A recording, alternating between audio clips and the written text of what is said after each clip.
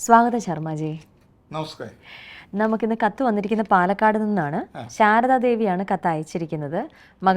മകന് വേണ്ടിയിട്ടാണ് കത്ത് അയച്ചിരിക്കുന്നത്. വിവാഹം കഴിഞ്ഞിട്ട് ഇപ്പോൾ 6 മാസമായി. പ്രണയ വിവാഹമായിരുന്നു. ഇപ്പോൾ രണ്ടുപേരും സെപ്പറേറ്റ് ആയിട്ടാണ് താമസിക്കുന്നത്. രണ്ടുപേരും വിദേശത്താണ്. രണ്ടുപേർക്കും യോജിച്ചു പോകാൻ പറ്റുന്നില്ല എന്നാണ് പറയുന്നത്. എന്താവും ഇവരുടെ ഭാവി എന്നാണ്. യോജിച്ചു പോകാൻ പറ്റുന്നില്ല. ഭാവി എന്താണെന്നാണ് അമ്മ ചോദിച്ചിരിക്കുന്നത്. പല എപ്പിസോഡുകളിലായി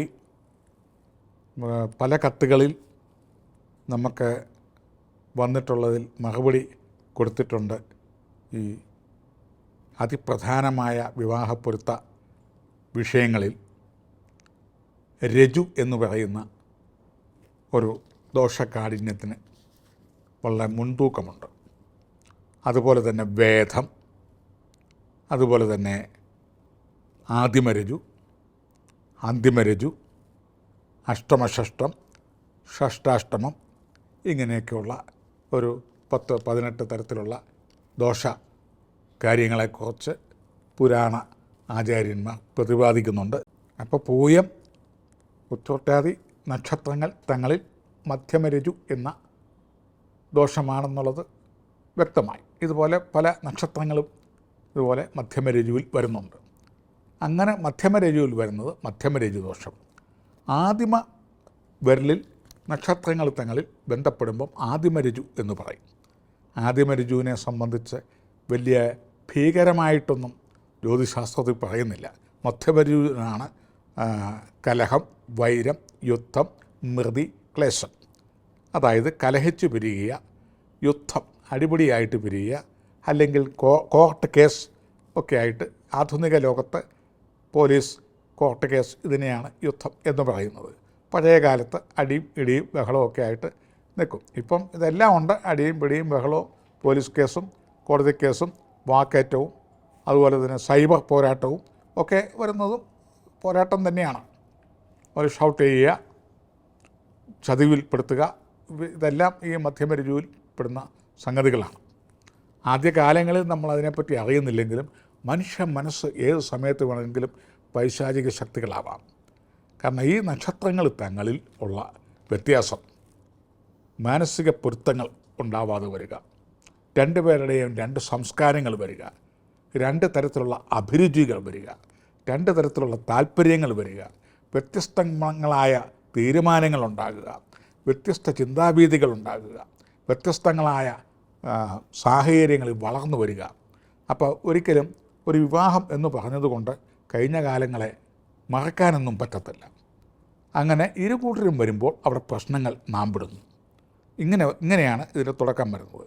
വളരെയധികം സഹനശക്തിയും അഡ്ജസ്റ്റ്മെൻറ്റ് ചെയ്യുന്നവർക്ക് പോലും ഇത്തരം കാര്യങ്ങളിൽ വിഘാതങ്ങളുണ്ടാകാം. കലഹം, വൈരം, യുദ്ധം, മൃതി, ക്ലേശം. അത് മൃതിയും ക്ലേശങ്ങളും.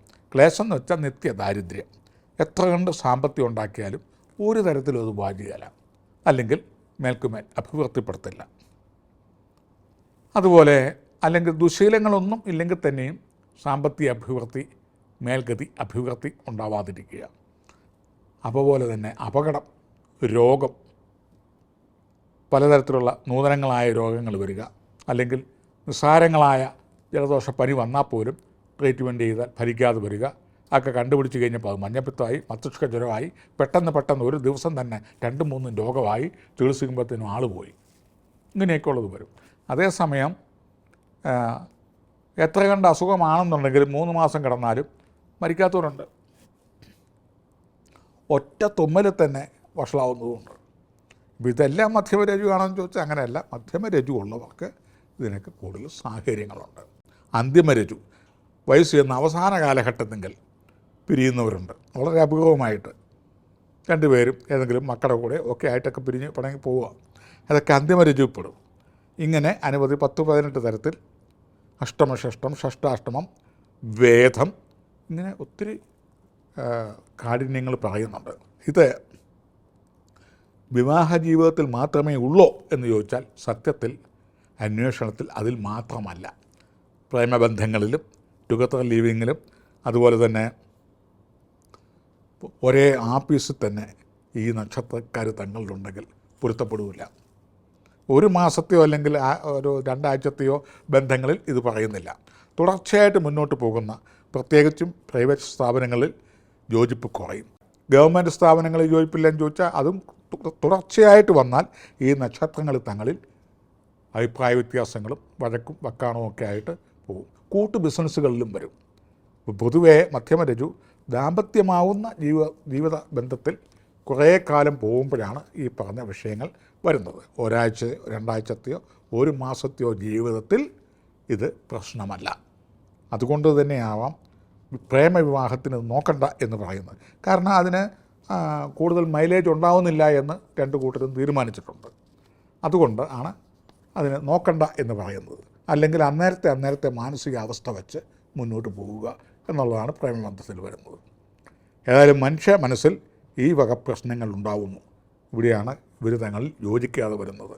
ഇതിനെ സോൾവ് ചെയ്ത് മുന്നോട്ട് പോകണം എന്ന് ഇരു കൂട്ടരിലും താല്പര്യമുണ്ടെങ്കിൽ സംവാദം എന്ന ക്രിയയോ ഉമാമഹേശ്വരം എന്ന ക്രിയയോ ഐകമത്യം എന്ന ക്രിയയോ ചെയ്ത് 1 മണ്ഡലക്കാലം ചെയ്ത് രുക്മിണീ സ്വയംവരം പ്രാണപ്രതിഷ്ഠ ചെയ്യുക. കാഠിന്യങ്ങൾ 170% കുറയുന്നതാണ്. ഇതുപോലെ തന്നെ ഇതൊക്കെ ചെയ്യുമ്പോഴും ഒന്നിക്കണം എന്ന് തോന്നലുണ്ടെങ്കിൽ മാത്രം ഇത് ചെയ്താൽ മതി. അതല്ല പിരിഞ്ഞേ മതിയാവുള്ളൂ എന്നുണ്ടെങ്കിൽ ഇതൊന്നും ചെയ്യേണ്ട കാര്യമില്ല, വേദന പിരിയുക. ഒന്നിക്കാൻ പോകുന്നതിനാണ്. അതുപോലെ തന്നെ കുട്ടികൾ ഉണ്ടാവാനുള്ള തടസ്സമോ കാലതാമസമോ ഉണ്ടായാൽ തന്നെ വൈകൃതമോ ഭിന്നശേഷിയോ മറ്റേതെങ്കിലും തരത്തിലുള്ള കുഴപ്പങ്ങളോ കുട്ടികളുണ്ടാവാൻ മധ്യമരജു മക്കളെ ഉണ്ടാവാൻ പാടെന്നാണ്. ഉണ്ടായാൽ അതിന് അധികം ആയുസ്, ആരോഗ്യം, സമ്പത്ത് ഇത്യാദികൾ ഉണ്ടാവാതെ ഇരിക്കുമെന്നൊക്കെയാണ്. ഇപ്പം പ്രതിപതിയായിട്ട് പറയുന്നത് ഐകമത്യം, സംവാദം, ഉമാമഹേശ്വരം എന്നീ ക്രിയാദികൾ ചെയ്ത് രുക്മിണീ സ്വയംവരം പ്രാണപ്രതിഷ്ഠ ചെയ്യുക, അല്ലെങ്കിൽ ശിവപാർവതി പ്രാണപ്രതിഷ്ഠ ചെയ്യുക ഇത്യാദി കർമ്മങ്ങൾ ചെയ്യുക.